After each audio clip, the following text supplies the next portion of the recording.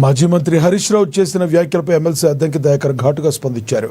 హరీష్ రావు తన అతి తెలివితో మతి భ్రమించినట్లు మాట్లాడుతున్నాడని విమర్శించారు. కాంగ్రెస్ ప్రభుత్వం అక్రమాలకు పాల్పడుతుందని ఆరోపిస్తున్న హరీష్ మరి బీఆర్ఎస్ నాయకులకు బొగ్గు టెండర్లు ఎలా వస్తున్నాయో సమాధానం చెప్పాలని ఆయన డిమాండ్ చేశారు.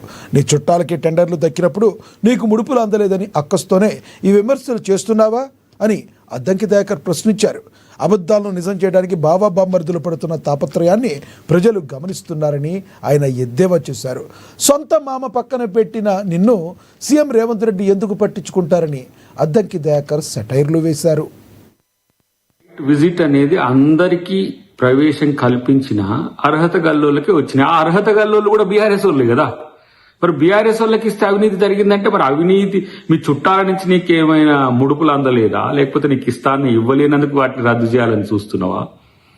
కాబట్టి మధ్యన సృజన్ రెడ్డి గారిని లాగితే మరి ఆయన ఉపేందర్ రెడ్డి గారి అల్లుడే కదా, మరి ఆ కోణం ఎందుకు చెప్పట్లేవు? అంత అతి తెలివి మీకు మాత్రమే తెలివి ఉందనుకోవడం.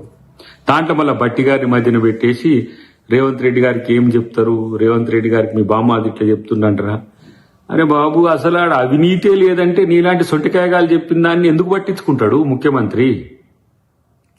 ఒక అబద్ధాన్ని నిజం చేయడానికి నువ్వు మీ బామ్మర్ది పడుతున్న తాపత్రయం మామూలుగా లేదు. అందుకనే మిమ్మల్ని బిల్లారంగా అన్నదనే విషయాన్ని కనీసం గుర్తుంచుకోకపోతే మేమేం చేయాలి? మిమ్మల్ని పట్టించుకోడు అసలు హరీష్ రావు కేటీఆర్ ను ముఖ్యమంత్రి పట్టించుకోడు. మీ మామనే పక్కన పెట్టిండు. కేసీఆర్ నేనింత పెద్ద అంత పెద్ద అంటేనే మీ మామని పట్టించుకోవట్లేడు.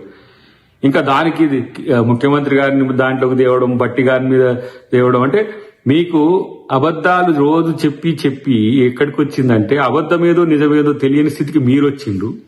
ప్రజలు మీరు చెప్పేదంతా అబద్ధమని వాళ్ళు నమ్ముతున్నారు. మధ్యన సమస్య ఏంటంటే మీరు